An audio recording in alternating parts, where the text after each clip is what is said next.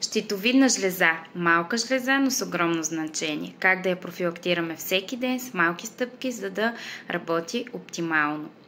Баланс на йод. Йода може да го набавим от яйца, морски водорасли, и тук със сигурност не препоръчвам йодираната сол. Това е дълга тема, но само ще вметна, че от няколко години в нашето семейство тази сол не се използва. Баланс на селен. Селенът е основен елемент, който влияе на състоянието на щитовидната жлеза. Можем да го набавим от бразилски орех, само 1-2 на ден са напълно достатъчни, морска риба.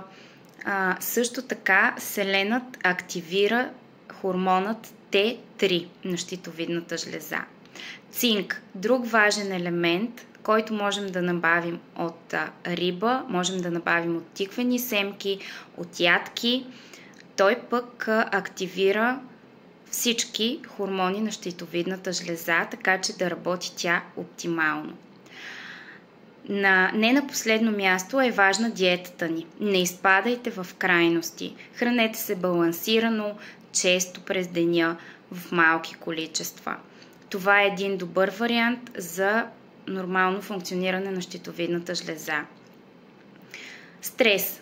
Ако можете, елиминирайте го. Използвайте вашите методи за това. Хубава музика, дишане, разходки, позитивни мисли. Стресът играе огромна роля върху това щитовидната ни жлеза да работи правилно или да не работи правилно. Минимизирайте токсичността. Ако можете, филтрирайте водата си. Ако можете, избягвайте пластмасовите опаковки. Използвайте стъклени такива съдове за съхранение, шишета за вода и така нататък. Витамин D. Ако не сте си проверявали скоро витамин D, но сте нервни, отпаднало ви е, имате проблеми с косата, например, витамин D може да е основна причина за това. Витамин D подкрепя здравето на щитовидната жлеза. Не го подценявайте. Набавяйте го с естествени източници. Като нещо малко като напомняне, в България от септември до април УВБ лъчите не достигат до нас, така че от слънцето не можем да си набавим витамин D, дори да сме на слънце. И не на последно място, 70% от здравето на щитовидната жлеза започва от червата.